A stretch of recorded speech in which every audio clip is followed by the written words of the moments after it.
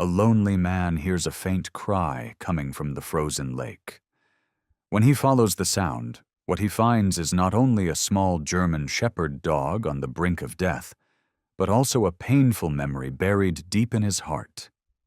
Can this life-saving act heal a heart that has been frozen for years? What really happened under the ice? The wind sliced through the dead branches lining Blackridge Lake, hurling snow across the surface like pale ashes tossed from an unseen hand. It was January 1997, and Echo Pines lay buried under one of the harshest winters in memory, the lake crusted over in a thick layer of ice, like opaque glass sealing away forgotten grief. Everything was still. The only sound was the wind threading through the naked pines, moaning like a sorrow that never got the chance to be spoken aloud. Amid the blank expanse of white, something shifted, barely, a trembling movement brushing across the ice, fragile, weak. A tiny creature clung to the surface, soaked and shivering, struggling with each unsteady step. It was a German shepherd pup, no more than 4 weeks old, ribs stark beneath its wet fur, spine curled tight against the cold. Each of its tiny paws slipped with every movement, limbs quaking as they pressed against the unforgiving slickness. The puppy staggered forward, aimless, its round black eyes wide and searching for warmth in a place that had long forgotten the word. Specks of blood marked its cracked paw pads, vanishing into the snow like breath in the wind, unnoticed, erased. Crack! A sharp sound split the stillness, crisp and hollow, like a bone snapping in the silence. The ice beneath the pup shuddered. It froze, eyes wide, breath hitched. And then, crack! The ice tore apart, a jagged scream of sound and rupture as a jagged mouth opened in the lake. Freezing black water surged up like it had been waiting to swallow, to claim. The tiny body slipped through, swallowed whole. The sound echoed once. Then silence. No one heard. No one, except one man. Thomas Grady sat on the west bank, on the same old wooden bench where he used to take his daughter fishing every weekend before the world had changed. He was 45 now. Weathered lines carved his face, and his salt and pepper hair whipped quietly in the wind. His heavy coat couldn't keep out the cold he carried inside, the same cold that had settled in 8 years earlier, when Emily disappeared beneath this very ice. Each winter he returned, not to fish, not really, but to wait. For what, he never knew. A miracle, maybe. Or just a sound that might make him remember she was real. That day, like all the others before it, Thomas sat motionless, eyes vacant and distant, until he heard it. A whimper. Faint, ragged, but it clawed at him like invisible fingers pulling from the dark. He stiffened. He leaned forward, listening, eyes scanning the lake's surface. Another whimper, softer, shattered, but real. He stood too fast, his knees buckled slightly beneath the rush of adrenaline, his eyes locked towards the northeastern shore, where the lake opened wide like a shattered mirror. Far out, a tiny shape, grayish-brown, floundered in the middle of a widening pool of black water. No, not again. Thomas ran. His boots punched through snow. His coat flapped behind him like a warning flag in the wind. His breath came fast, not from the cold, but from panic, the kind that whispered, "Not again, not again, not again." He didn't hesitate at the lake's edge. He dropped to his knees and began crawling across the ice, spreading his weight across arms and elbows. The cold cut through his coat, straight to his bones, but he didn't slow. Every crack beneath his elbows made him flinch, but he kept going. And ahead of him, the image of a tiny pup flailing in icy water blurred into a memory. Emily's face, just before she vanished under the ice, her smile frozen in time, her hand slipping below the surface. Not this time. 3 meters. 2. 1. The ice groaned beneath his chest, creaking a warning. He didn't care. "You hold on, little one." Thomas's voice rasped out, breaking the silence he'd kept for months. He reached into the water, his arm disappearing into the freezing dark. His fingers touched soaked fur. The puppy twitched, then went limp. Thomas braced and pulled. Upper. Water burst upward as he yanked the small body from the lake, cradling it against his chest. He rolled onto his back on the ice, panting hard, heart hammering like war drums. Then, there it was. A faint sound. A heartbeat, not just his. Something fragile and fluttering beat against his chest. The puppy. It was alive. Thomas lay there for minutes, letting the cold settle into his coat, into his bones, but never into his heart. Not now. Not with this heartbeat whispering against him. He got up slowly, gathering the shivering pup into his arms. He walked back through the snow, each step careful, steady, sure. In his arms, the little German shepherd was curled tight, tiny ears trembling, eyes closed, breath thin like gossamer threads. But it was breathing. And for the first time in years, Thomas felt something stirring in his chest. Not sorrow, not regret, but life. And a single aching question rose in him as he stepped into the trees, holding the fragile bundle close. Who had left it there, alone, on that frozen, merciless lake? The path to the cabin wound like a crack through the snowbound forest, between trees heavy with frost, limbs bare and rattling. The wind hissed overhead, whistling through needles and dry branches, carrying a sound like the soft clack of old bones, like distant voices echoing from a place where time no longer mattered. And beneath Thomas's labored footsteps was another rhythm, soft, faint, but steady, the fragile breath of the creature in his arms, as if the tiniest lapse would let it be claimed by the winter once more. The cabin door creaked as he pushed it open. Inside, the air was thick with the scent of old wood, cold ash, and time left untouched. Dust hung in golden shafts of light filtering through frosted windows, casting the room in the kind of stillness only grief could build. Thomas knelt on the wooden floor and gently placed the pup onto an old wool blanket, rolled into a makeshift nest. His hands that had grown used to tools, stone, silence, shook as they touched the damp fur and chilled skin. He didn't know what to do next. It had been too long since he'd taken care of anything alive. Too long since any other heartbeat, but his had lived in this place.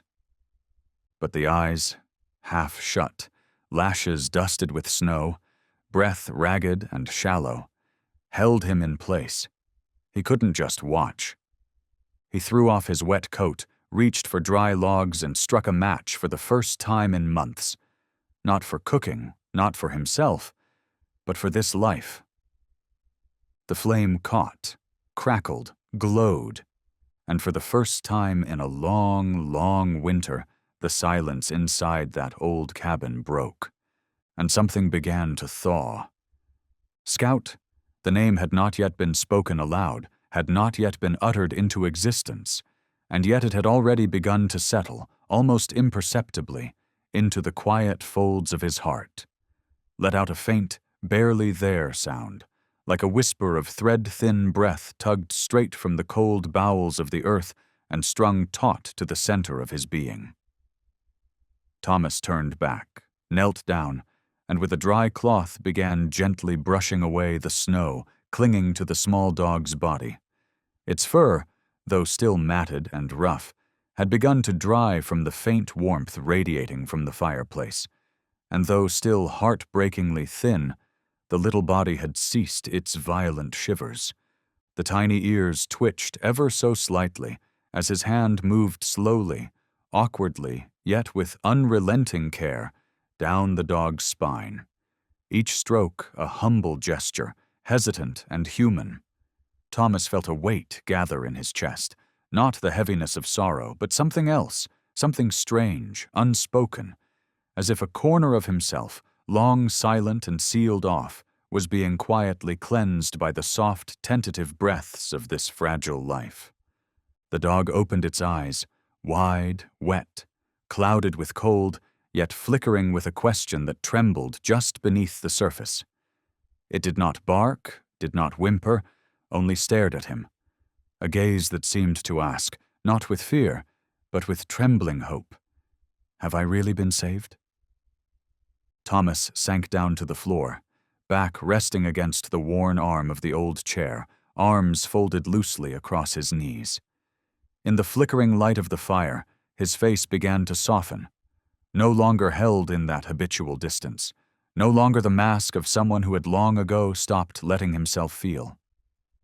There remained only a gaze, slow and gentle, lowered slightly, as though for the first time in a long time he was facing life in its most fragile, most honest form.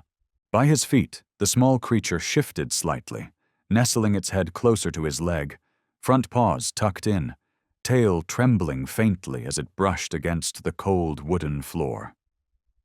Thomas felt the frail warmth returning, not just to the dog, but to himself, seeping from that tiny frame, through his skin and into his chest, into the place that had frozen the day Emily's small hand slipped from his on the lake. No one spoke. No sound came, except the whistle of wind through the doorframe and the quiet crackle of wood splitting in the fire.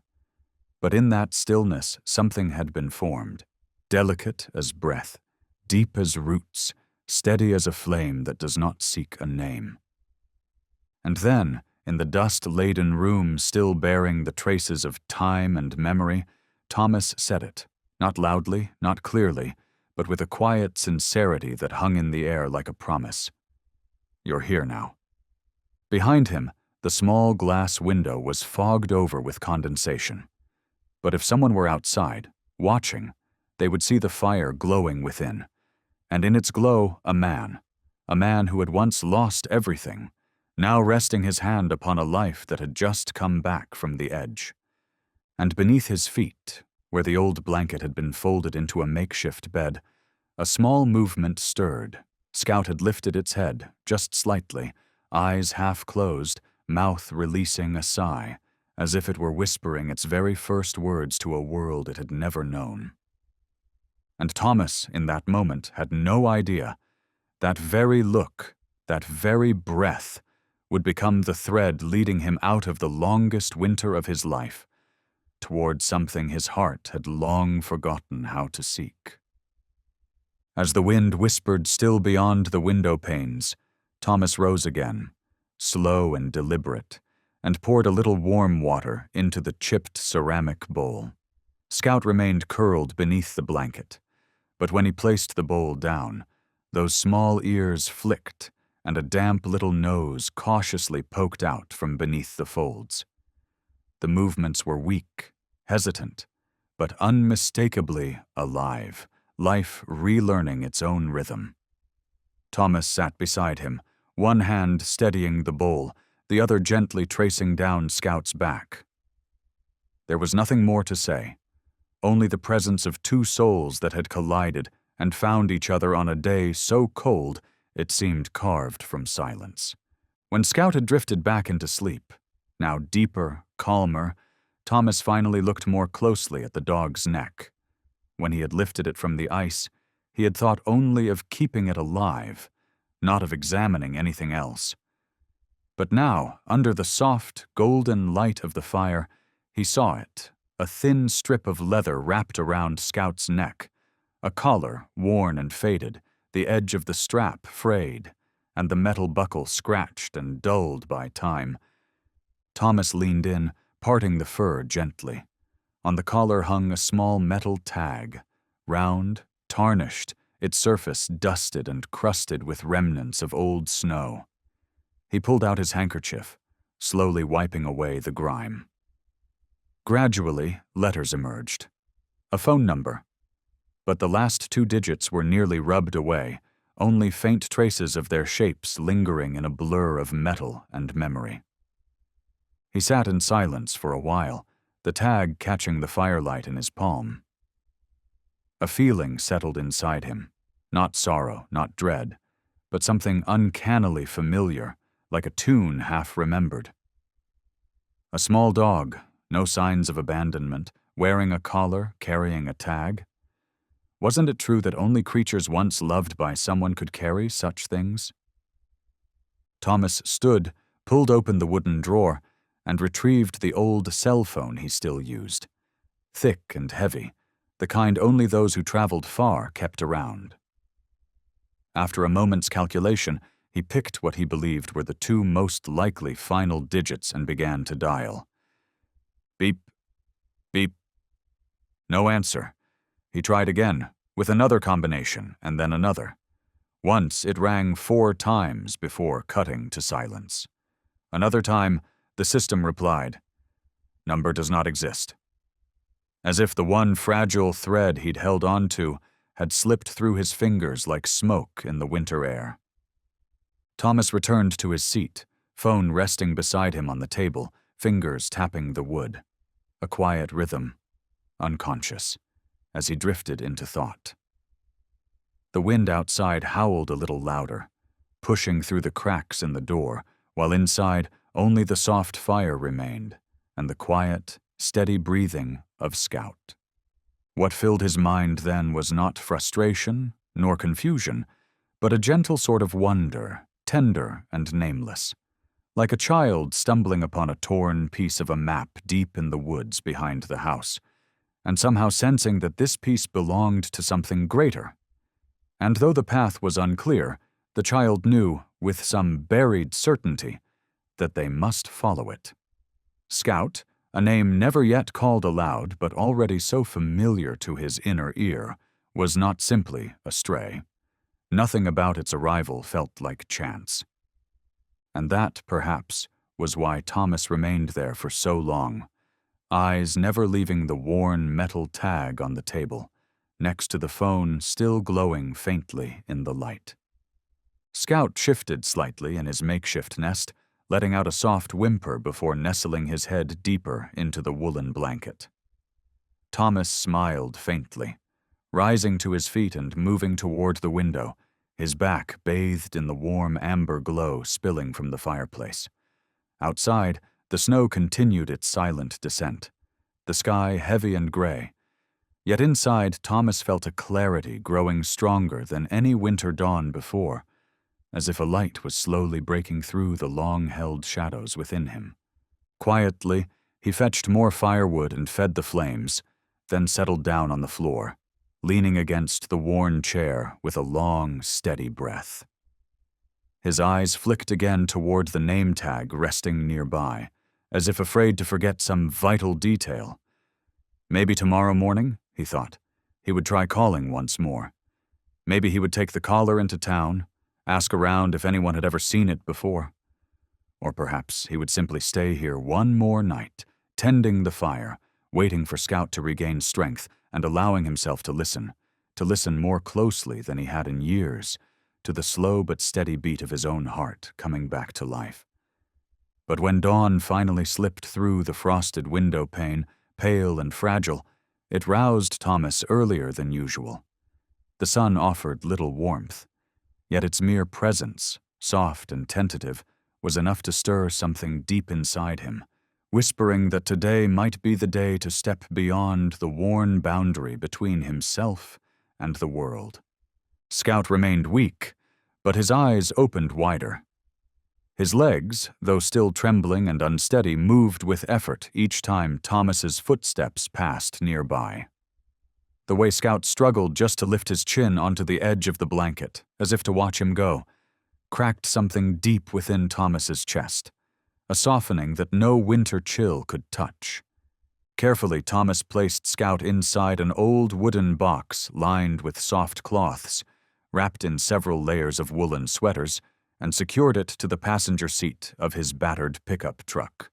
The engine rumbled to life with a hoarse cough, wind whistling through cracked windows, and cold creeping through every gap in his clothing. Yet Thomas barely noticed. Scout lay still, eyes heavy, breath shallow, but the pulse at his ankle grew steadier, more determined, as if Thomas's presence alone was rekindling something the pup had almost lost. The road to town was short but slow, covered with fresh snow from the night before. The truck's tires slipped once or twice when turning onto the main street. The Echo Pines sign, half covered in frost, blinked faintly by the roadside, while the town itself remained as quiet as any other winter, snow blanketing every roof, doors firmly shut, and streets mostly empty.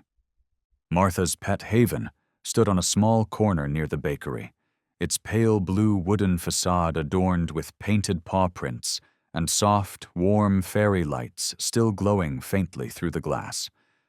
Thomas parked right in front, lifted the box holding Scout, and stepped inside, the tinkling bell announcing an unfamiliar visitor. Martha looked up from wiping down the counter. A woman in her early 30s, her brown hair hastily tied back, eyes sharp yet kind, the kind of person you trusted from the first glance. Her brow furrowed slightly upon seeing Thomas, but softened when it fell to the box in his arms, her face changing instantly. "Oh my God, what is this?" Martha's voice was low but clear as she hurried closer and crouched to look at Scout. "He fell into Blackridge Lake," Thomas explained quietly, setting the box on the wooden counter. "I pulled him out, kept him warm overnight, and brought him here, hoping you might know something." Martha didn't answer right away. She squatted down and gently touched Scout's ear. A soft, careful gesture that spoke of 100 such moments, yet still held reverence for every fragile life. She moved her hand to his neck but froze when she saw the worn leather collar. "Did you see a name tag?" she asked, voice suddenly serious. Thomas nodded, pulling the tag from his jacket pocket and placing it on the counter. "The numbers faded. I tried calling some numbers, but no one answered." Martha took it, rubbing her fingers lightly over the dull metal, her brow knitting tighter. A long silence stretched between them before she looked up, meeting Thomas's gaze with something heavier now, concern or maybe caution, mingled with sympathy. "I've seen this collar before." Thomas's heart clenched. His hand gripped the edge of the counter. "Are you sure?" She nodded slowly. "Not this exact one, but collars like this, tags like these. In the past 2 months, at least 3 people have come in asking about lost German Shepherd puppies. They all described collars just like this. Their dogs vanished without a trace. 1 from north of town, 2 from farms about 10 miles out." She paused, speaking deliberately. "And all of them disappeared. Exactly this breed."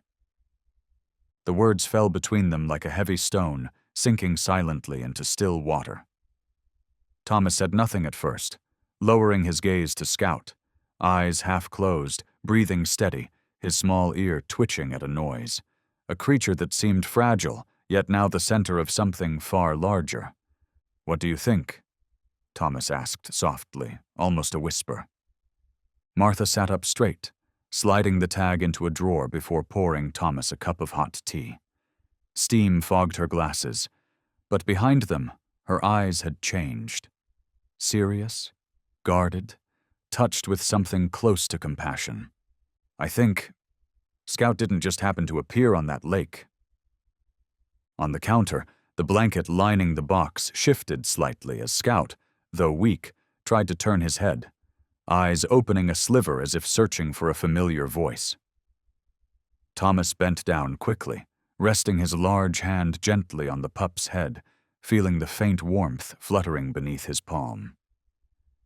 In that fragile moment, caught between life's precarious edge and the growing unease in his heart, Thomas realized He was no longer just an observer.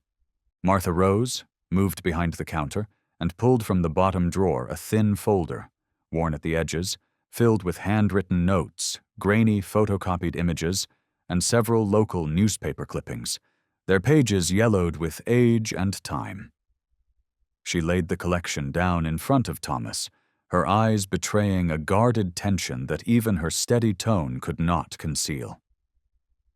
"I gathered these from a handful of customers, from acquaintances who work at the Wildlife Rescue Center, and from one of the delivery drivers who regularly passes through the old industrial sector north of town," Martha began, flipping through the pages slowly, deliberately. "They said they've heard dogs barking at night from inside those abandoned warehouses. One even mentioned seeing flickers of flashlight beams. But by the time the police arrived, there was never anyone left to find." Thomas turned a few pages. The images were blurred, stripped of clarity by old scanners and bad lighting. Just endless rows of corrugated iron structures, brick walls split with cracks, metal shutters pulled unevenly, faint tire tracks in the snow, and a barbed wire fence with jagged, crudely cut openings. Nothing conclusive, nothing definitive. And yet something about them made a chill crawl along his spine. Not from cold, but from instinct. "What would they want with the dogs?" he asked softly, almost not expecting an answer. "There are theories," Martha said, her voice low but steady. "They target purebreds, easier to sell, especially shepherds. Maybe for breeding. Maybe for illegal training. There are even rumors of a camp across the border, unlicensed, underground, where dogs are conditioned for darker purposes." A sharp gust screamed against the glass pane, lifting one of the papers on the table just enough to make it tremble, as if in mute agreement. Beneath the table, Scout let out a faint whimper, legs twitching in a dream, or perhaps remembering something it couldn't yet name. Thomas lifted his teacup, but didn't drink. His eyes remained fixed on one photograph, a rusted warehouse door caught in the yellow light of a distant flood lamp. The snow beneath it melted in uneven blotches like footprints not yet gone. "Do we know who's behind it?" he asked. Martha shook her head. "Only one name comes up again and again, Darren Vicks, but no one has any proof. He's been suspected before, exotic animals, black market sales, but nothing ever stuck. Now it seems he's shifted focus. Dogs, the good ones, working breeds, shepherds mostly." Thomas sat in silence, leaning slightly forward, fingers laced together. The name meant nothing to his memory, and yet carried with it the echo of something uncomfortably real, not from his own past, but from within Scout's eyes, where the fear had not yet learned how to bark. "We have to do something," he said, the words drawn out, heavy with meaning. Martha studied him for a long moment, as though weighing the gravity of what was being asked, or what it might demand of them both. Then she nodded slowly. "I can come with you. I've done volunteer work with the rescue unit before. I know how to track. But if we go, you have to know this won't be easy, and it won't be safe." Thomas looked down at Scout, the small dog curled in his blanket, still trembling, head buried beneath the folds. Something so frail, and yet it had made his heart feel braver than it had in years, perhaps because it had survived. And perhaps, in its exhausted sleep, it mirrored something in himself that he had long refused to acknowledge. "Scout comes with us," he said, not as a command, but as if it were the most natural thing in the world. Martha frowned slightly. "Are you sure?" "He's still weak." "But he needs to know he won't be left behind again," Thomas answered, his gaze never leaving the dog. That afternoon, as the snow began to fall thicker and faster, they left Pet Haven, heading towards the old industrial district. In the vehicle, Scout was wrapped tightly in extra layers, nestled between the two of them, his head resting against Thomas's shoulder. For the first time since leaving the cabin, he made no sound. As if some primal instinct within him understood that this journey, unlike all those before, was not an abandonment, but a return, a search for something lost. The road leading to the warehouse grounds was barren. No signs, no lights, just the fading tracks of old tires and the skeletal trees swaying like whispers in the wind. The vehicle stopped at a fork cloaked in thick ice, just far enough to glimpse the weathered brick walls in the distance. "We can't go in today," Martha said, "but we can watch. Every 30 minutes or so, my team and I have seen a car pass through. Not many, but enough to suggest a pattern." Thomas gazed into the distance, where the winter sunset spilled amber light across rusted metal frames and snow-laced roofs. Something was there. Not overt, not obvious, but not hiding either. Scout stirred, nudging his head into Thomas's palm. A small movement, but enough to bring warmth back into the cramped vehicle, despite the cold pressing in all around. The wind cut low and hard across the barren field, dragging with it the sound of rustling dead leaves and the hollow clatter of metal sheets straining against forgotten rooftops. Martha lowered the window just slightly, allowing the scent of rust and wet snow to slip inside. She raised the binoculars, her eyes scanning the still silhouette of the warehouse row before them. "There," she whispered, pointing with a subtle tilt of her hand. "Warehouse 4, the roll-up door. It was open yesterday. Now it's been pulled back down, but not all the way. There's a gap left." Thomas squinted, peering through the fading light. On the pale stretch of snow before the door, a sequence of faint, oblong depressions stretched forward, small, uniform, not human, a clean line of tracks, fast but focused. They were paw prints. Both stepped out of the car. Scout, now wrapped in Martha's spare coat, looked stronger, his eyes wide and ears alert. The moment the door clicked open, he inhaled sharply, then lunged slightly out of Thomas's arms. The snow startled him, but he didn't recoil. Instead, his head dipped low, nose sweeping the ground, a behavior so instinctive it felt like muscle memory. "Wait," Martha whispered, eyes locked on the little dog. "Do you see that?" Thomas remained silent, yet within him, the change was undeniable. Scout's eyes were no longer heavy with exhaustion or searching blindly. Instead, they held a strange, focused intensity, sweeping over the space before him as the puppy's head tilted slightly, ears perked high, nose twitching softly in the cold air. Then, suddenly, Scout whipped his head sharply to the left, toward a wall overgrown with dead vines and a shattered window frame. "There's something in the wind," Martha whispered, her voice barely audible.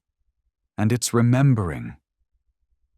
The three of them moved closer, each step cautious, snow packed thick beneath their feet, ice lurking slick and hidden, and the wind carrying faint breaths from within those forgotten walls. Scout led the way. His gait, though still weak, was purposeful, resolute. Reaching the broken window, Scout stopped. No bark, no growl, just stillness, nose pressed to the narrow gap, inhaling deeply. Then, without warning, he sat rigid, back stiff, ears drooping slightly, a reaction born not of fear, but of alertness. Thomas and Martha approached together. He crouched to peer inside. The fading daylight filtered through cracks, casting light on scattered objects cloaked in shadow. A chain, a metal bowl, a tattered piece of fabric lining. At the corner, empty wooden crates. But what caught Thomas's breath was the dried blood, dark and spreading in a streak along the wall's edge. "They used to keep dogs here," Martha said, her voice dropping low. "But they've moved out now." Thomas said nothing, only standing quietly, watching Scout, whose gaze remained fixed on the darkened room as if recalling something, hearing a sound beyond human reach, a faint groan echoing from deep within memory, a presence living only in silence. "Maybe they'll come back," Thomas murmured, eyes never leaving the broken frame. "They're in no rush to erase the traces. The chains remain, food's still there. It's like they just pulled out for now." Martha nodded. "We can't do anything yet, no solid proof, but if we catch them at the right time—" Scout suddenly stepped back, eyes still locked on the room, then turned to Thomas, his look a silent urging, not pleading but inviting. "We need to watch," Thomas said, his voice steady, as if affirming the path he had already decided. Martha agreed. "I'll call some people from the rescue team. We can take shifts keeping guard.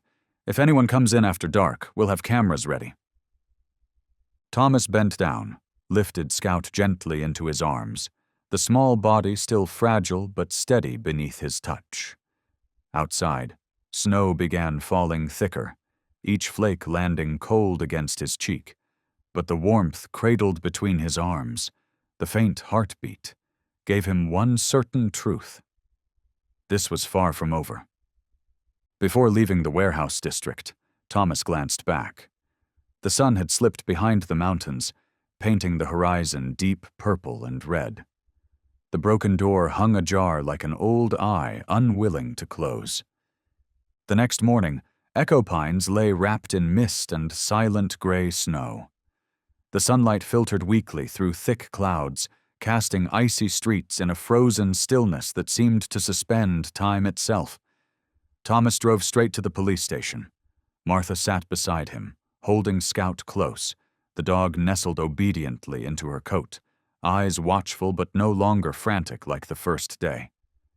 The station was modest, a worn, two-story red brick building resting at the heart of Main Street, its faded wooden sign reading Echo Pines Police Department, peeling with age.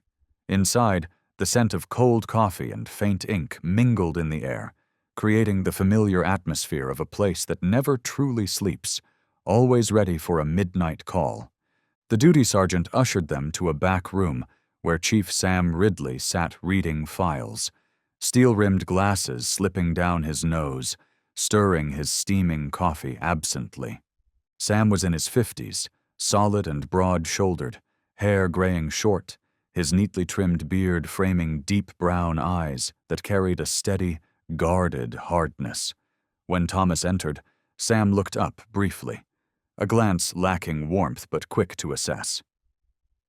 "Thomas Grady," Sam said with a nod. "It's been a while." Thomas remained quiet, sitting down and placing his bag by his feet. Martha spoke first. "We found suspicious activity at the abandoned warehouse north side. Dog tracks, chains, old bloodstains, and a puppy, clearly held captive there." Sam didn't respond immediately. He leaned forward, set down his cup, removed his glasses, and rested his hands on the table. "Martha Quinn runs Pet Haven," he said slowly. "And you?" His gaze flicked to Thomas, the man who sat alone by the lake for months, not uttering a word. Martha frowned slightly. "This has nothing to do with Thomas's past." "Maybe not," Sam interrupted evenly. "But when you tell me there's an organized dog-snatching operation here, I need more than some paw prints in the snow and a stray puppy." Thomas stayed silent. He pulled from his jacket pocket the old collar, the faded silver tag now wrapped carefully in paper, and set it on the table, pushing it toward Sam. "The number's faded. I've called. No answer.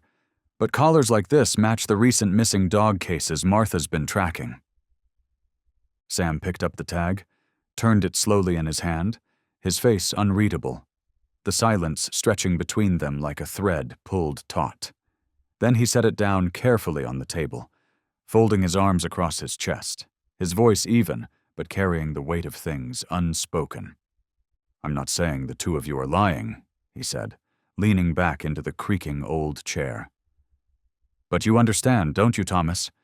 You're no longer the man this town trusts the way it used to. After the accident, after your daughter, you shut everyone out. You refused help. You disappeared into that cabin and let the world fall away. And people remember that. Thomas didn't flinch, didn't look away. His gaze, weathered and steady, met Sam's with a quiet calm, not the defensiveness of someone desperate to be believed, but the quiet gravity of a man who no longer felt the need to defend what simply was. A man who had found a strange kind of peace in truth, even if no one else shared it. "I didn't come back to be believed," he said softly. "I came back because that dog didn't find its way to the middle of the lake on its own. Someone put it there. Someone left it to die. And if no one else is going to do something about it, then I will." For a moment, the room was completely still, the kind of silence that seems to press against the walls and stretch time until even breath feels loud. Martha reached over, resting her hand gently on Thomas's shoulder, a small gesture, but enough to shift the air, to temper the tension like a match gently extinguished before the flame could rise. Scout pressed closer to her side, ears perked, nose twitching without pause, as though the dog too could sense the fragile wire strung tight between the three of them. Sam exhaled, slow and audible, his expression softening just slightly. Not entirely convinced, but no longer closed. "All right," he said after a pause. "I'll send someone to check the warehouse district. But if there's nothing concrete, we can't launch a full investigation." Thomas nodded. "We don't need special treatment," he replied. "We just need to know you won't look the other way." Sam rose slowly, the weight of years evident in every motion, and crossed to the window, his gaze drifting beyond the glass, out toward the snowfall settling quietly on the rooftops of the little wooden houses, where the town, swaddled in a deceptive peace, seemed to sleep without a care, unaware of what moved in the margins of its silence. "I used to be your friend, Thomas," he said, his voice quiet, reflective. "And I used to believe that people could get through anything, any pain, any loss, but no one can do that if they spend their whole life running from it." Thomas didn't respond, didn't even look back. He stood, gently gathering Scout into his arms, the little dog still and silent, but carrying within him a fragment of a story no one had yet been willing to hear. That afternoon, as snow began once more to thicken its fall across the town, Thomas drove through the pine-lined road, returning with Scout to the cabin that sat like a lone memory at the edge of the forest.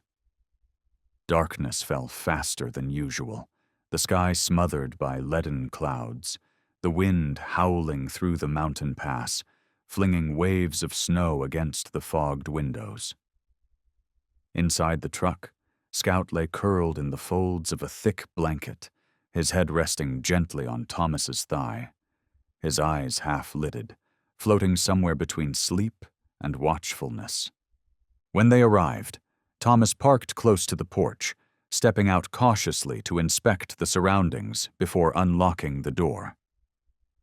Everything appeared untouched, the latch still secure, no unfamiliar prints in the snow, only the pristine stillness of fresh snowfall undisturbed. He stepped inside, lit the fire, and laid Scout gently onto the familiar cushion near the wood stove. The scent of burning pine and the soft crackle of flame soon filled the air, casting a fragile calm that hovered like frost on glass, delicate, momentary, and easily broken. Scout seemed exhausted. He nestled deep into the blanket, his head sinking into the folds, ears twitching faintly, not fully asleep, not quite alert, but held in a space of temporary safety. Thomas settled into the armchair by the fire, wrapping his hands around a cup of hot tea, eyes lost in the dance of flame. But his thoughts were not memories. They were a feeling, as certain as breath. Something was drawing near. Nightfall came fully at 8, bringing with it a wind that lashed against the cabin, sending bursts of snow thudding onto the tin roof like slow, deliberate knocks. Thomas drew the curtains, locked the doors, and placed a thick wooden staff by the fire, a habit formed over many solitary winters. Not out of fear, but the quiet understanding that caution was a kind of respect for the unknown. Around 9, Scout suddenly rose, not with a bark nor a whimper, but in complete silence, springing from his cushion like a wire pulled taut. His body froze mid-motion, ears upright, eyes wide, nose twitching in rapid bursts as he turned sharply towards the window. There was no hesitation, no puppy's startle. It was a warning. Thomas stood at once. He didn't ask questions, didn't need to. Years spent in the wild, and longer still in solitude, had taught him that when an animal listens to something you can't hear, the worst thing you can do is ignore it. He extinguished the lights. The cabin fell into darkness, save for the flickering fire. Scout crept beneath the table by the window, body low, quivering not from cold, but from something deeper. A memory reawakened by scent, by sound, by something moving just outside, carrying with it the shape of a past that hadn't yet let go. And then, a sound. A single, soft click from the back door. Not loud, not urgent, but sharp enough to freeze the air in the room. Thomas didn't hesitate. He gripped the wooden staff with one hand, the small flashlight with the other, and stepped soundlessly toward the kitchen, toward the rear door that opened to the woods. Every footfall was measured, every breath held steady. His heart beat not with panic, but with the focused rhythm of a man who had survived too many nights with no one to call out to. His fingers reached the doorknob, metal cold as bone.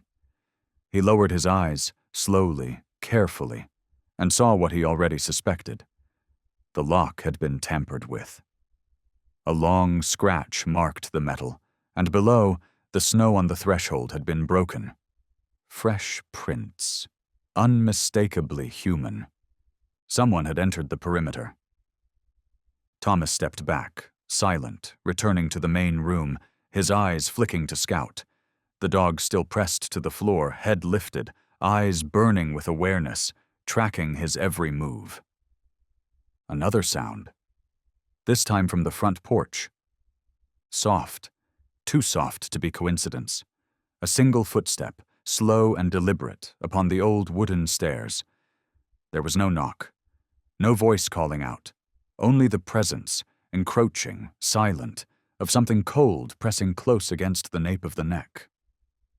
Thomas crouched low, moved behind the table, reached under and gathered Scout into his arms. The dog did not resist. It pressed itself against him, small body warm and taut, but its eyes never strayed from the door, as if it knew exactly who, or what, waited on the other side. And then a shadow, vague, human-shaped, moved across the thin curtain, slow and purposeful. Thomas gripped the staff tighter. He didn't speak. He didn't ask, "Who's there?" Because something in him, something ancient and instinctual, already knew. Whoever came in the night wasn't looking for answers. And then, without warning, the front door shuddered. Just once. No breaking in, no stomping. Only a test. Thomas stood still. Scout emitted a low growl, not a bark, just a deep, quiet rumble from the depths of his throat, a warning barely spoken. And then, silence. The shadow retreated as quietly as it had come. No footsteps, no shifting wind, only the steady, soft patter of snow falling on the cabin roof. But neither Thomas nor Scout relaxed, not until they were certain the presence had passed beyond reach. More than half an hour later, when Thomas flicked the lights back on and searched the cabin once again, no new signs remained. Yet the broken lock was real, and Scout's gaze, clearer now than ever, was real too. Someone had come. Thomas secured every door, reinforcing them with wooden planks, drawing curtains tight, and plunging the cabin into darkness. It was no longer just a shelter, but a small fortress nestled deep in the woods. But inside Thomas, fear had morphed into something sharper, something primal, awakened, vigilance, reflex, readiness.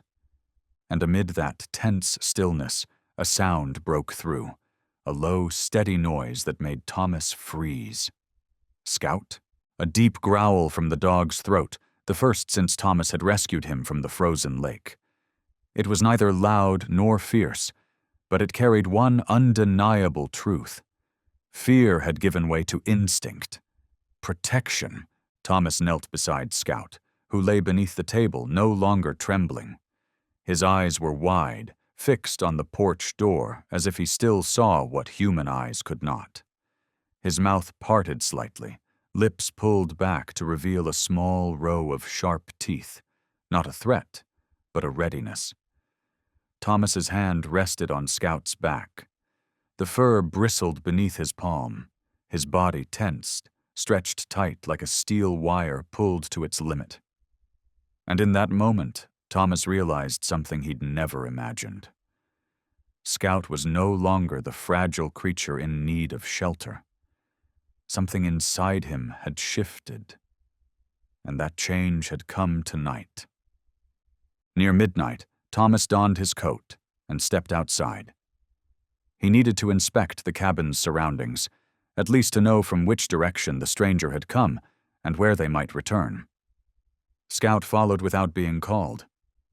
With every step Thomas took across the snow, Scout stayed close, ears pricked, head low, nose tracing the thin layers of snow as if scenting the lingering memories hidden beneath. The beam of Thomas's flashlight swept across bare bushes, over small indentations in the snow, nothing obvious, until it settled on the cabin's back door, the one broken by the intruder. There, a footprint was pressed deeply and clearly into the snow. A large boot, its edge sharp and defined. Not an ordinary hiking shoe, but a work boot, the kind seen on construction sites or warehouses. Thomas crouched to examine it closely. Scout moved in, sniffing at the snow near the print, then abruptly stopped. Another growl escaped, longer and clearer this time. Thomas couldn't smell it, but Scout knew. All too well. The dog shrank back, then turned his head to look up at Thomas as if to say, "That's him." Thomas memorized the shape of the boot print, and then carefully covered it with a small plank to protect it from the falling snow. He and Scout returned to the cabin, securing every lock with care, treating the house not just as a refuge, but as a front-line defense. The next morning, pale sunlight filtered weakly through thick clouds, shining through every crack in the wooden walls. Scout had managed a bit of rest, not deep but peaceful. Thomas, however, had almost no sleep. He had spent the night beside the cold fireplace, eyes fixed on the old wooden walls, ears straining for the slightest sound. But instead of anxiety, something else had risen within him. Fire. A small flame, but enough to warm the place where before only ashes of memory had remained. He opened his notebook, sketching the boot print's shape with detailed notes, length, width, depth, planning to take it to Sam, even knowing the chief's skepticism. Yet, after last night, Thomas could no longer wait passively. Scout stirred quietly beside him, resting his head gently on Thomas's lap. Thomas stroked the dog's back, feeling each steady, warm breath beneath his palm. "You've remembered something, haven't you?" he whispered. Scout didn't answer, but those eyes, the unwavering focus on every movement around the cabin, spoke volumes. Thomas felt it clearly. This dog was no accident, no stray left behind. He had seen something, survived something, and last night that something had come back for him. That afternoon, Thomas took Scout for a slow walk through the forest behind the cabin. He avoided their usual path, choosing a wider, more open route. He wanted Scout to feel safe, and he wanted to watch the dog's reactions. At every turn, near every low bush, Scout glanced back, as if instinct had carved deep memories of a silence that would never last. Returning to the cabin, Thomas froze at the threshold. The leather glove he had left on the table was gone. The table untouched, the doors locked tight. But the glove? Missing. He stepped inside slowly, eyes scanning every detail. Then, near the window, on the narrow wooden sill, lay something new. A rusted coin, face up, untouched by snow or dust, as if just placed there moments ago. Thomas picked it up, cold to the touch, devoid of scent, bearing no mark that linked it to anything he remembered leaving there himself. And yet, without needing to search for signs or question the details, he understood with a sharp, sinking clarity that it was not something that had always belonged. Scout came closer, sniffed the coin, then let out a sound so faint it almost disappeared. Not a growl, not a bark, but a short, sharp breath, as if it had briefly forgotten how to breathe. And then, without hesitation, the dog turned away, lay down, and pressed its head firmly against Thomas's back, unmoving. Thomas understood. It was not a threat written in words, not a message scrawled in menace, but it was a sign, quiet, precise, deliberate, a signal that they knew, that someone, somewhere, was watching, that he had stepped too far, too deep, into something meant to stay hidden. The afternoon passed without incident, but not without weight. The coin, tucked inside the pocket of his coat, remained like a splinter of memory under the skin, harmless to the eye, but sharp against the palm whenever his fingers tightened, like a fragment of ash still glowing beneath cold embers. It didn't hurt, but it wouldn't let him forget. Scout lay still by the door, head nestled between his front paws, eyes wide open and unflickering. Each time the wind howled harder or the snow struck the roof with sudden force, one ear would rise, not in fear, but in vigilance. This small creature, once trembling and broken, no longer flinched like a stray. There was something new in his eyes now. The instinct of a being that had crossed through darkness and come out the other side changed. And then, as the horizon behind the mountains turned the color of blood, a sound emerged through the hush of snow, faint, deliberate, unmistakable. Tires cutting softly across snowpack, the muted hiss of rubber against ice. Slow, measured. Thomas stepped onto the porch. The air was so still it seemed to swallow breath itself. Down the narrow, winding road that led deep into the forest, a path so seldom used that few even remembered it existed in winter, sat a silver-gray sedan, parked just beyond the wooden gate to his cabin, perhaps 100 meters away. The headlights were off. The engine had gone silent. No door opened. No one stepped out. And yet the car remained, not idling, not threatening, simply there like a third eye, unblinking, cold. Thomas tightened his fists. He neither advanced nor retreated. He stood exactly where he was, eyes fixed, spine steady, and watched until the vehicle slowly reversed, turned back the way it came, and melted into the descending twilight like a shadow that had been granted just enough time to make its point. That evening, he called Martha. "It's not an accident," Thomas said, his voice low and certain. "They're watching. And this time, they want me to know it." Martha didn't sound surprised.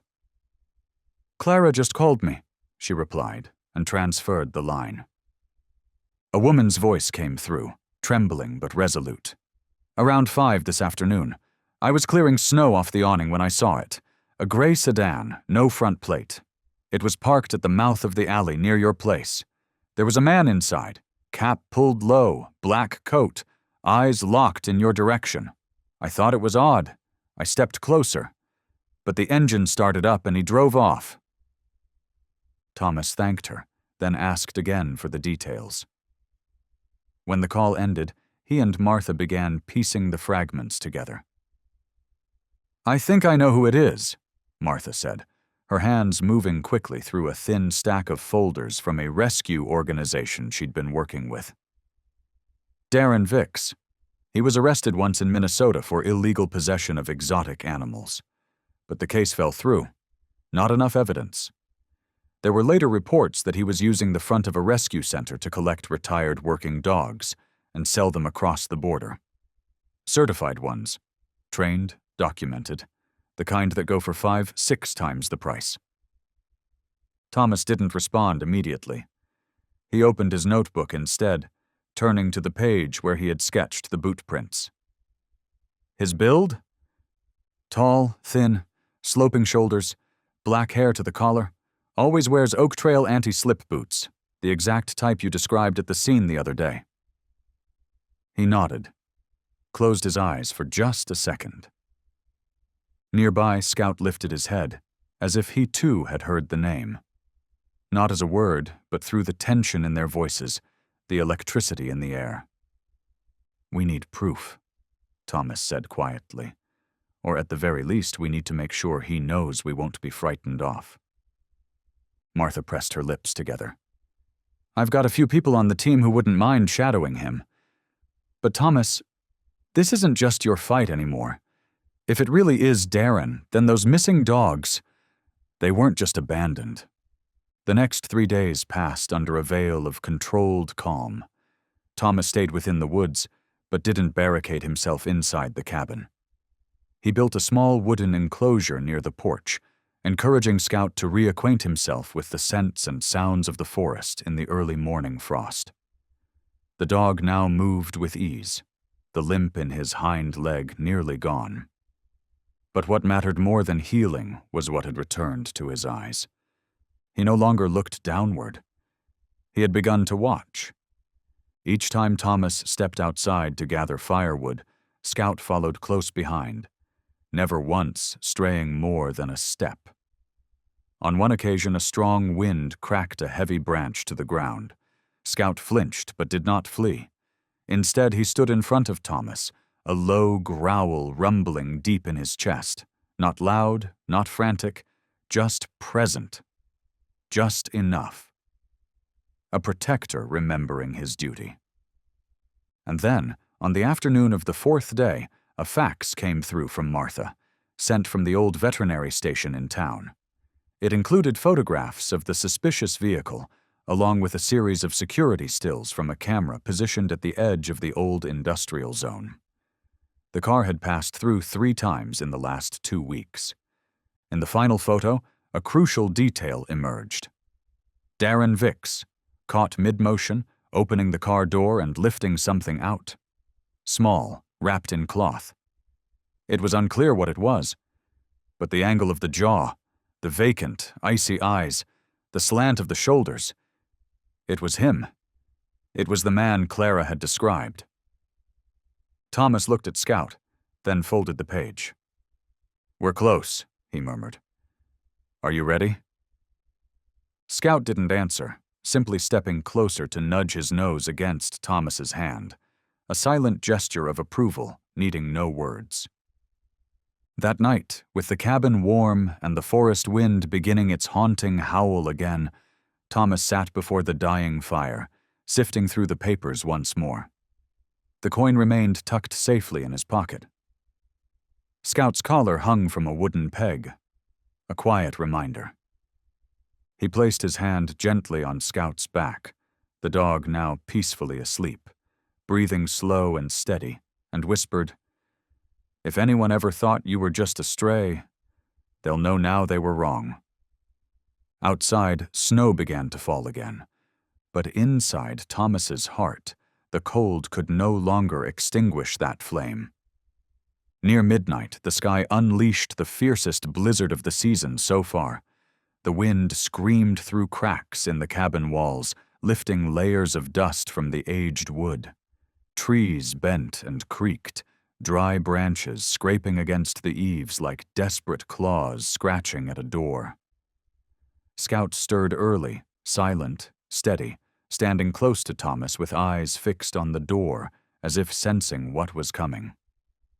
Thomas blew out the fire, turned off the lights, drew the curtains, leaving only the faint glow of a small oil lamp tucked behind the kitchen cabinet. The cabin sank into a warm, heavy silence. But inside, no one slept. At exactly 1:47 a.m., the sharp crash of breaking glass shattered the quiet from the back window, quick and sharp as a blade slicing through the night. Thomas didn't move. He gripped the heavy wooden club, a solid oak chunk always kept under the table, and motioned for Scout to crawl beneath the bed. The back door slammed open with a long creak, footsteps thudding on the snow outside. Two dark figures spilled inside. Thomas couldn't make out their faces, only their tall shapes and long coats dusted with snow. The first stepped boldly to the center of the room, fearless, with a long metal rod in hand. "Show yourself, old man," a low, hoarse voice growled. No introduction needed. Thomas knew exactly who it was. Darren Vicks. Holding his breath, Thomas pressed against the doorframe. When Darren stepped forward, his foot caught the small rug near the hearth. And immediately, Thomas lunged, throwing his body into a powerful shove, swinging the club hard into the intruder's shoulder. Darren staggered, swayed backward. The second man shouted and charged. Thomas twisted, swung the club again, striking the arm wielding a knife. The metal clattered to the floor, sharp against the howling wind. A moment of chaos, then a deep growl, not human, cut through the air. Scout exploded from under the bed like lightning, baring gleaming white teeth in the dim light. Without hesitation or fear, the dog lunged at Darren, targeting the left leg. A scream of pain tore from the man's mouth. Darren dropped to one knee, trying to kick back, but Scout held fast, teeth sunk deep into the calf, his eyes no longer those of a fragile puppy but of a warrior, a trained canine, a memory awakened, instincts returning. Thomas charged, tackling the second attacker who lunged at Scout. They crashed to the floor, Thomas's hands gripping the stranger's collar tightly, his face close enough to taste the cheap tobacco and stale liquor on the breath that cursed fiercely. Outside, sirens wailed. Flashing red and blue lights pierced the snowy haze, red and blue blurring against the thick white frost. A shout, "Police! Drop your weapons!" Scout released Darren as the front door burst open. 4 officers in heavy gear, faces covered by scarves and dark glasses, poured in.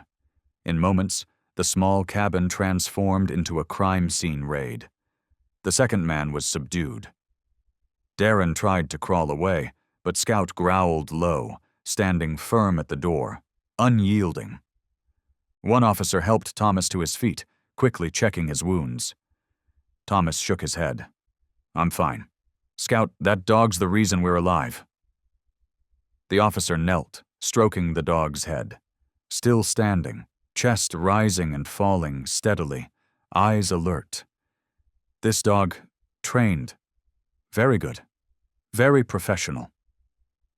Martha entered behind the officers, snow clinging to her coat, cheeks flushed from the cold, but eyes bright and fierce.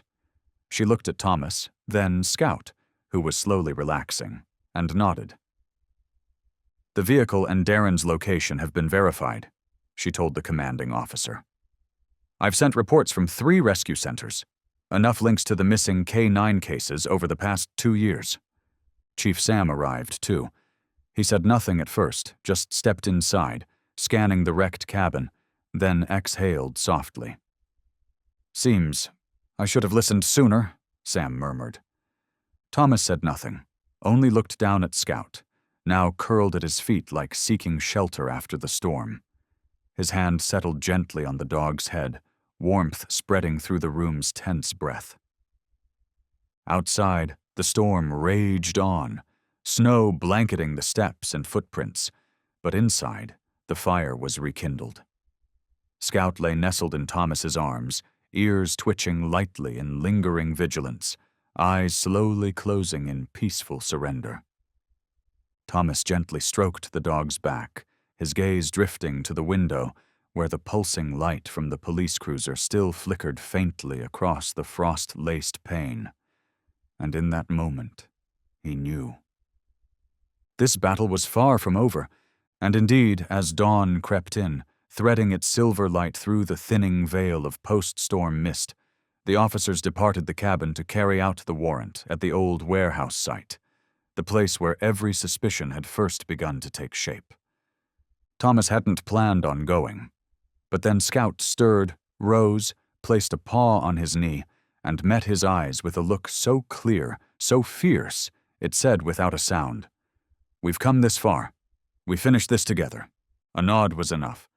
Martha drove them to the edge of the zone, a desolate stretch at the far end of the abandoned industrial belt, where snow had settled so thick and deep that only the imprints of police tires marked the path through frozen mud. The skeletal frame of the warehouse loomed in the distance, rusted, crumpled, hollow like the carcass of some long-dead thing. But inside, where life had once been imprisoned, the truth waited to be seen. The officers broke the lock. The metal door screamed open, its rusted rails shrieking like something wounded after years of being forgotten. And as the beam of the first flashlight cut across the darkness within, the entire team stood frozen, breath halted for a few stunned seconds. There, on the frozen dirt floor, were cages. Not one. Dozens. Stacked in disarray, some still bearing the twisted remnants of chains, others holding cracked feeding bowls stained with dried blood. On the walls, claw marks, bite marks, long, erratic lines etched into brick and steel, sketching the shape of desperation. Thomas stood at the threshold, his fist tightening by his side. Scout let out a low growl, not from fear but something primal, a reaction born from memory. The smell, thick and unmistakable, of old blood, matted fur, damp time, and abandonment caused the dog's whole body to stiffen like a wire drawn taut. A young officer called out, voice echoing, "Over here! Fresh tracks!" They followed the gouges along the floor to a staircase hidden behind a false partition. Beneath, in the basement, they found 3 larger cages, the kind meant to hold multiple dogs at once.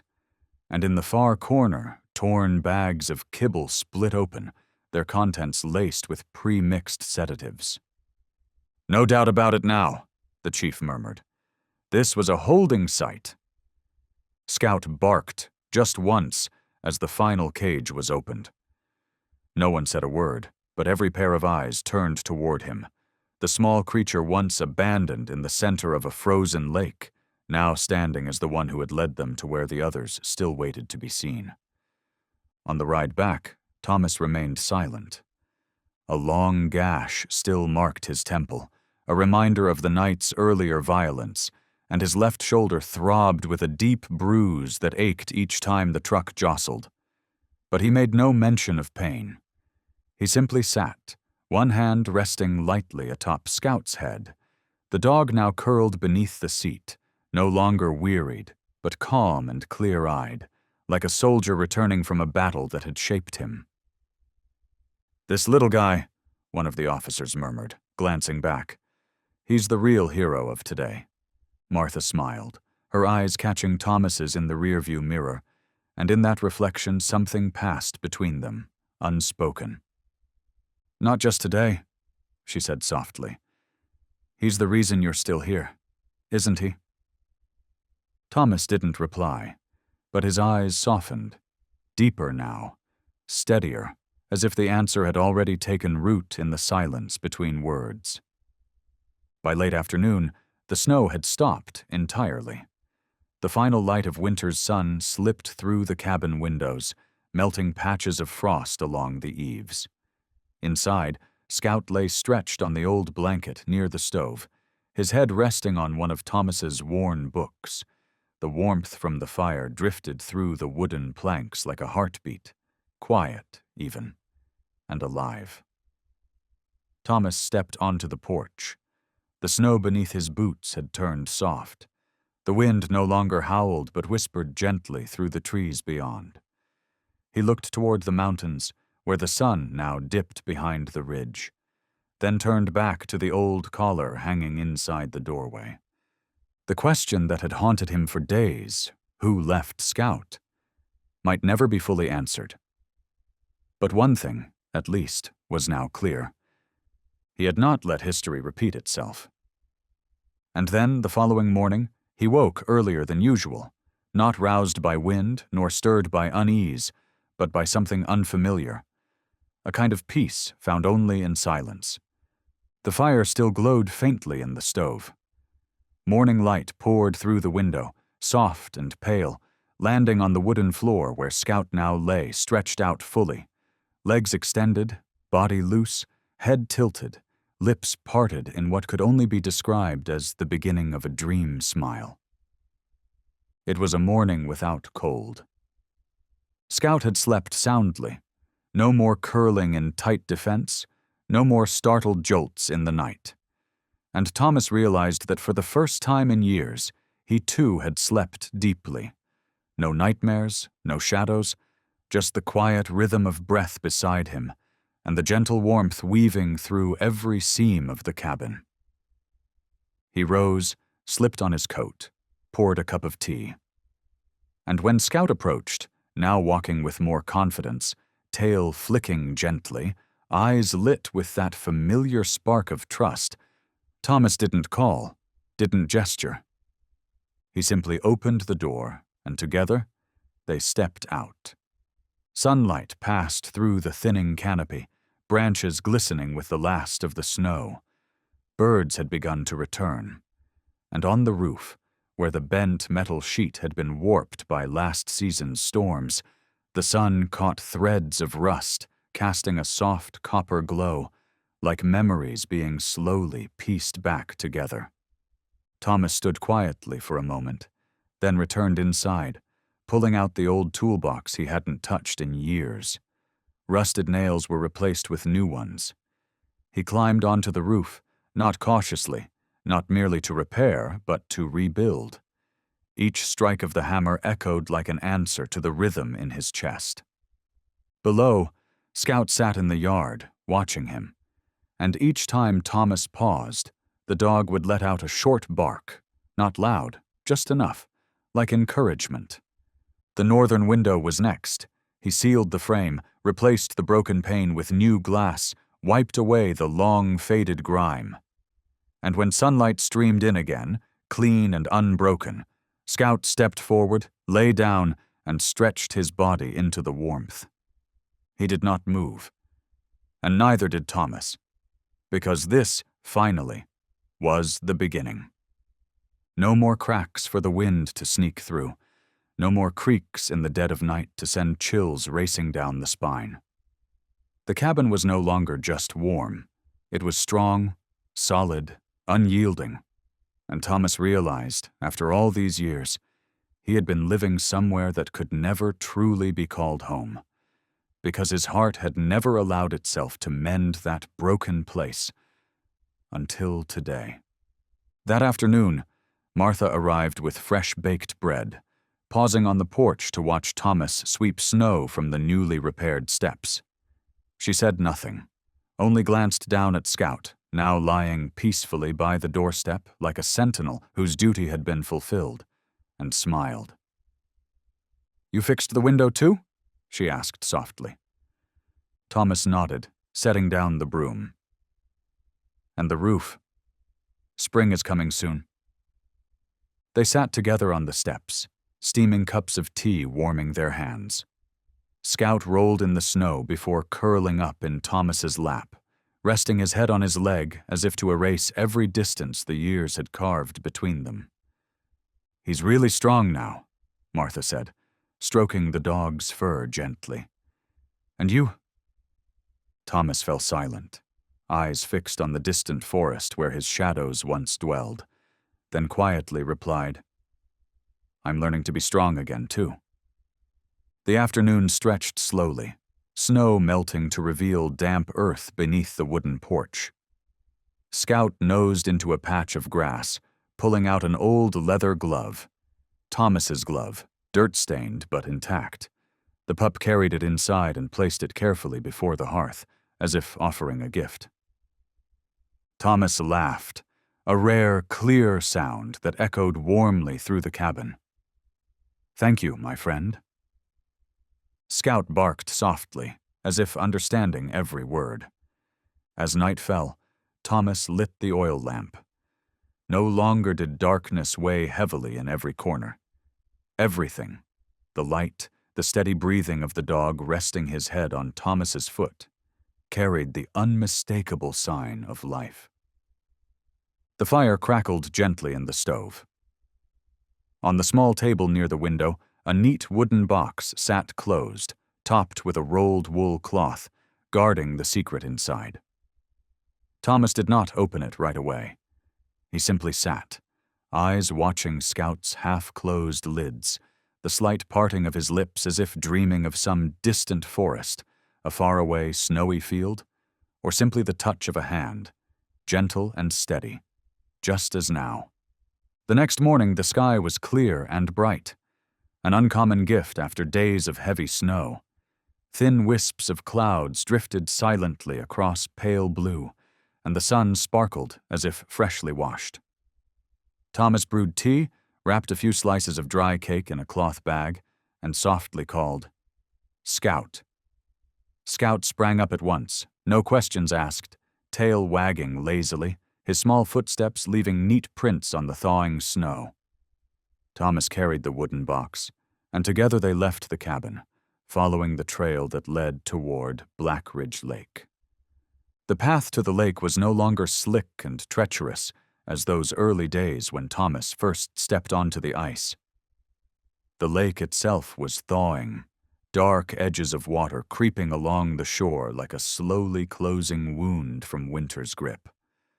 But here, the place where Scout had fallen, where Thomas had crawled across the biting ice, today greeted two figures returning with a changed air. Thomas settled onto the old wooden bench by the water, the very spot where he had once fished with his daughter. Scout circled once, sniffed the air, then curled close by Thomas's feet. Thomas rested the box on his knee and opened the lid. Inside lay a new collar, deep green with soft brown leather trim, simple yet sturdy. The silver ring in the center gleamed brightly, polished by Thomas's careful hands late into the previous night. Etched in confident, clear handwriting, deep enough to stand out against the metal, was the inscription, "Scout, if lost, please call Thomas Grady." Thomas held the collar, his hands trembling, not from cold, but from the weight of every letter, every character. This was more than a name. It was an acknowledgement that this being was no longer a stranger, no longer a pause in his life. Scout was a part, had become a part, and would remain a part of this home. He bent down. "Come here, boy." Scout lifted his head and stepped forward, allowing Thomas to remove the old collar. Worn and frayed, the scratched clasp, the tiny cracks on the faded metal tag, all marks of a hard-fought journey. Thomas took it one last time, then tucked it safely into his inner pocket. The new collar slipped smoothly over Scout's neck. Perfect fit, soft and gentle, and as Thomas fastened the clasp, Scout stretched his neck forward and gave a soft, quiet bark. By the lake, morning light shimmered on ripples lapping softly against rocky shores. The wind was calm, brushing through bare branches, carrying faint hints of pine mingled with the scent of melting snow. In that stillness, Thomas said nothing more. He simply sat quietly, hand stroking Scout's head, the dog who had become his greatest treasure, not a replacement for any loss, but a living reminder that love could still bloom. A shaft of sunlight fell slantwise across Thomas's shoulder, catching the sparkle of the new collar. Scout stretched, turned his head to look up at his master, eyes shining bright and clear like a child, hearing their name for the very first time. Thomas met that gaze and smiled. Not forced, not hidden, not bitter, but a real smile. For the first time, after all these years. A year had passed, since the night of the snowstorm, since the new collar was fastened with quiet care, and since those first hesitant steps brought the two of them back to the edge of Blackridge Lake. Everything had changed. The cabin now stood beneath a new roof, each plank of wood placed by Thomas's own hands, guided at times by the help of Martha and Clara. The village gatekeeper, who once knew him only as the man in the woods, but now arrived most weekends bearing warm apple pie and a softer tone in her voice. The old window panes had been replaced with clean, clear glass, and the nail that once held Scout's first collar now gave way to a photograph. Thomas, Scout, and the two women, standing beneath the golden foliage of late autumn maples, their silhouettes edged by the sun, and the warmth of that moment captured in the folds of their coats, the creases of their smiles. And Scout, the small, trembling pup once found curled upon a frozen lake, was no longer a shadow of fragility, but strong, upright, his fur sleek and full, his gait steady and free, walking not with caution, but with the confident rhythm of something reborn, something that no longer needed to ask permission to exist. Yet in his eyes, those clear, deep eyes, there remained something unchanging. A glance always cast just slightly back, a brief flicker, as if to make sure the ones he loved were still following, still near enough to catch up to the path he now led. That morning, a soft breeze drifted through the lakeside woods. The ice had long melted, and in its place, the dark water shimmered beneath the clear March sky, reflecting light in ripples that bent and danced like memories reawakened. The three of them, Thomas, Martha, and Clara, walked slowly along the shoreline, their steps unhurried, their words few. Scout bounded ahead, never straying far, always pausing every few strides to glance back, tail wagging lightly, ears pricked to the symphony of a world shifting seasons. Martha chuckled, gently adjusting Clara's scarf with the kind of affection born from shared years and unspoken understanding. "I never thought I'd be waking up early to walk around the lake with a man like Thomas Grady," she said, her eyes still following Scout. Clara answered with the softness of wind brushing through pine. "I knew from the moment he carried that dog back. A man who risks his life for something trembling and broken in the ice is never someone who's truly given up."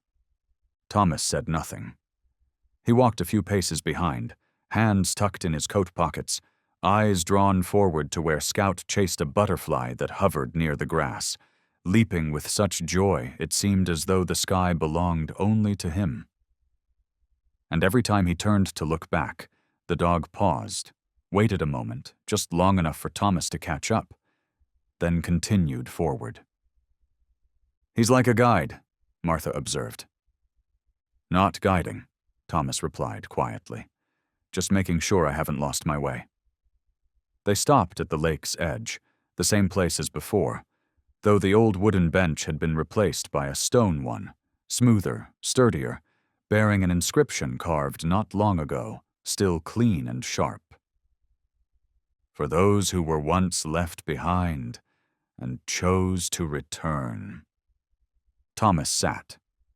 Scout padded close, rested his head gently against Thomas's knee, then curled up at his feet. His breath was steady, his eyes half closed, not from fatigue, but from peace.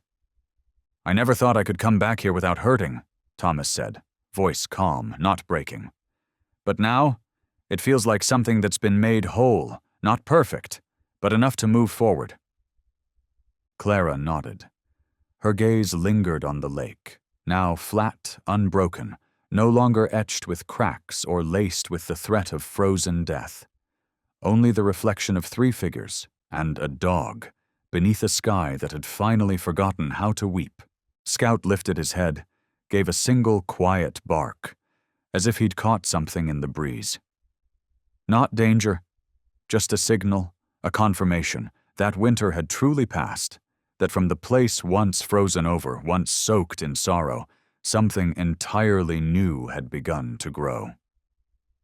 Thomas stood. "Come on, Scout." The dog turned, ears perked, then trotted ahead, not fast, just enough for the three behind to keep in step. And as Thomas walked forward, he smiled. Not for the first time, but with the kind of smile that belongs to someone who has learned how to carry light without letting it flicker. Because beneath the ice, it turns out, spring had always been waiting.